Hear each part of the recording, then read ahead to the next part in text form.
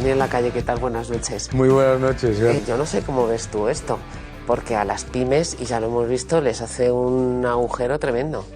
Bueno, yo creo que es que, sobre todo, el problema aquí es que se decide legislando, ¿verdad? La reducción de las horas de trabajo en una semana, etcétera, por mayor productividad, por el incremento del tamaño empresarial, etcétera, pues es perfectamente normal y se da, ¿de acuerdo? Pero cuando aparece el gobierno así y te presenta un globo, porque es un globo sonda, esto es lo primero que hay que decir, esto es un globo sonda que no se aplica ni a los autónomos ni a las microempresas, que son la inmensísima mayoría del tejido empresarial.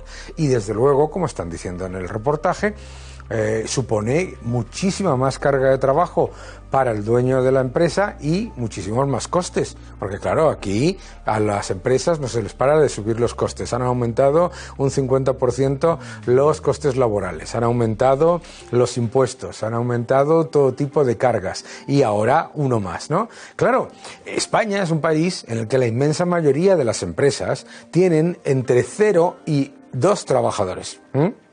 Entonces, de lo que estamos hablando literalmente es de cargar todavía más sobre ese dueño de un comercio, sobre ese farmacéutico, sobre lo que sea, todavía más, tanto monetariamente, es decir, muchos más impuestos, como de trabajo, ante algo que además el gobierno lo está utilizando de manera, bueno, el gobierno en funciones, pero la coalición esta que se han creado de manera completa y absolutamente demagógica, por una sencilla razón. Una de las cosas que han salido en la encuesta de población activa es que las horas semanales han vuelto a bajar en el trimestre. Han vuelto a bajar en el trimestre comparado con el tercer trimestre de 2019. No llegamos a las 40 ni en broma. Llegamos a las 30. Llegamos a las 30, ¿no? Entonces, claro, esos son problemas muy importantes, ¿de acuerdo?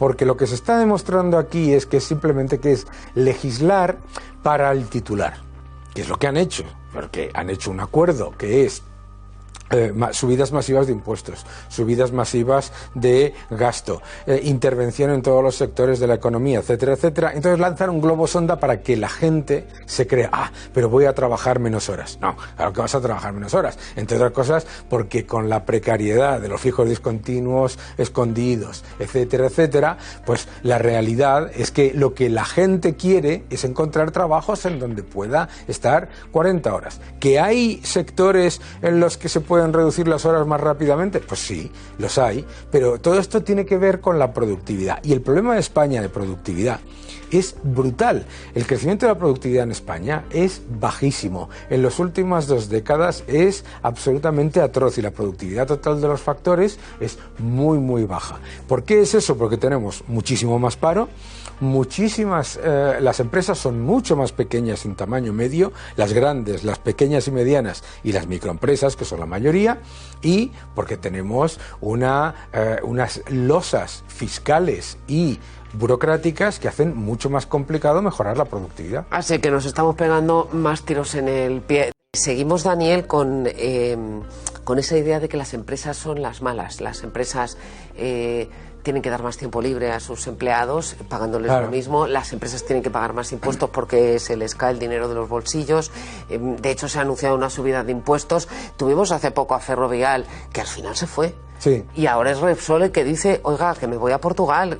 Como dicen muchos autónomos y como dicen muchos pequeños empresarios, ese clima antiempresa, sí, al final tiene resultados. Hombre, claro que tiene los consecuencias. Tiene. Claro que los tiene. Yo te tengo, con todo el respeto a los que trabajan como inspectores de trabajo, me parece una cosa tan anticuada y tan ridícula ir por ahí creando todavía más funcionarios para ir mirando si ha fichado usted o si no ha fichado o no, cuando en el resto del mundo lo que estamos haciendo, lo que está todo el mundo haciendo, es precisamente mejorar en flexibilidad, mejorar en capacidad para pues conseguir conseguir objetivos, etcétera, sin acudir a este tipo de represión completamente ridícula, por otro lado.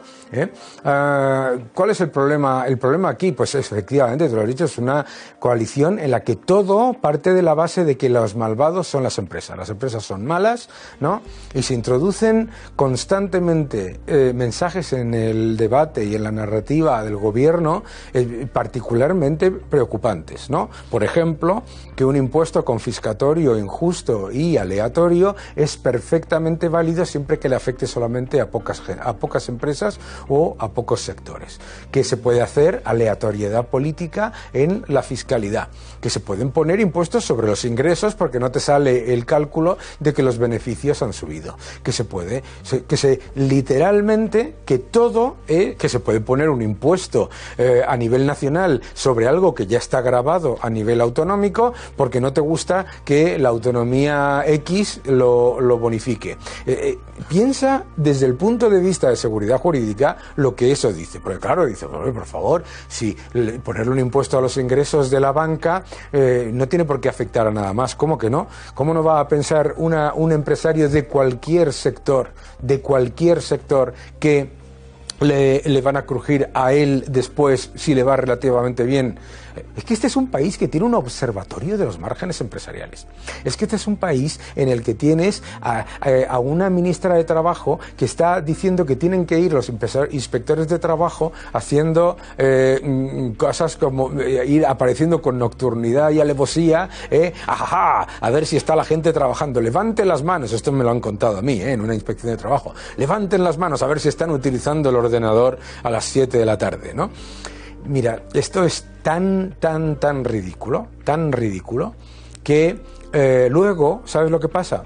Que tú y yo nos veremos dentro de 5 o 7 años, ya nos conocemos desde hace unos cuantos años, y nos preguntaremos, ¿por qué es España, de nuevo, el país con la tasa de paro más alta de todo Occidente? Y vendrá el gobierno de turno y te dirá que es que hay récord de empleo, que es una imbecilidad, con todos mis respetos, ¿sabes? Que te van a decir que va todo maravillosamente y que todo es culpa de las empresas. Y entonces resulta que tenemos 50.000 empresas menos cotizando que antes de 2019 y aquí no pasa nada, eso no genera titulares. Resulta que se ponen impuestos aleatorios y represión fiscal y laboral a las empresas y no pasa absolutamente nada. Y mientras tanto, yo no veo ni el observatorio del despilfarro político, ni el observatorio del desastre fiscal, ni nada. Parece como si viviésemos en una especie de sociedad de la abundancia en la que sobra todo y luego resulta que estamos perdiendo renta per cápita con respecto ajustado por poder adquisitivo con respecto a la media de la Unión Europea. Estábamos a 9 puntos de la Unión Europea, ya estamos a 11. Estamos perdiendo en el nivel de pobreza. El 25% de la gente dice que no llega a fin de mes. Las empresas están ahogadas. Y aquí, estos aristócratas del gasto público, que estos sí no se privan de nada, que si necesitan un informe que les diga que 2 más 2 suman 22, hay 15.000 euros para contratar a alguien que se lo diga, esos están ahí. Estamos haciendo a nivel nacional, aquí hemos comentado alguna vez que estamos trasladando el clima político catalán, ha contaminado al final todo el clima político nacional. Desde el punto de vista económico, tenemos una ministra de Hacienda que fue consejera de Hacienda del gobierno andaluz. Estamos trasladando a nivel nacional el modelo económico que tuvo durante la gestión del Partido Socialista el gobierno andaluz. Claro. Vamos, pero clarísimamente. Pero entonces Andalucía vivía de las transferencias de rentas de las distintas comunidades autónomas. Claro. Y ahora puedes decir, no, vamos a por las transferencias de rentas de la Unión Europea. ¿Cuál es el problema? Que tú estás por encima de la media y que tú ya no eres receptor de rentas. Claro, eres donante. Es decir, que no te va a solucionar el problema como a lo mejor sí le podían solucionar a Andalucía las transferencias de rentas de Madrid o de Cataluña. Claro, y entonces aparece la ministra Calviño y se vanagloria de que el Estamos tesoro... mejor que la media. De que dice siempre lo mismo. Primero, no de que estamos mejor que la media. Pues dice, España es el país que crece más si quitas a todos los países que crecen mucho más. Ah, sí, claro, sí, que yo le decía a un economista, si quitas todos los precios que suben, no sube la inflación. Claro, o sea, si quitas Irlanda, Luxemburgo, la República Checa, Lituania, Estonia, etcétera, etcétera, etcétera, etcétera, resulta que efectivamente crecemos más que uno. Pero me da igual, por otro lado. Vamos, un país en el que supuestamente en entorno de crecimiento, supuestamente en entorno de creación de empleo y supuestamente en entorno de récord de ingresos fiscales, se vanaglorian de que solamente van a aumentar 65.000 millones las emisiones de deuda y esperan otros 45.000 millones el año que viene, y ya tenemos 2 billones y pico de pasivos totales de las administraciones públicas, pues lo que están haciendo literalmente aquí, este gobierno que se vanagloria de dar derechos, solamente está dando 2 derechos: el derecho a la ruina y el derecho a ser el país con la mayor tasa de paro de la OCDE. Es que tenía que ser titular todos los días que Grecia, que siempre estaba en la parte, el país con la mayor tasa de paro de la Unión Europea, es que Grecia está muy por debajo de nosotros, y sin disfrazar 650.000 trabajadores parados como ocupados, ¿sabes? Pues menudo panorama tenemos. Daniel, gracias por explicarnos a lo que nos enfrentamos. Veremos a ver de todo este anuncio que se materializa. Un placer tenerte aquí siempre. Muchísimas gracias siempre. Gracias. Siempre.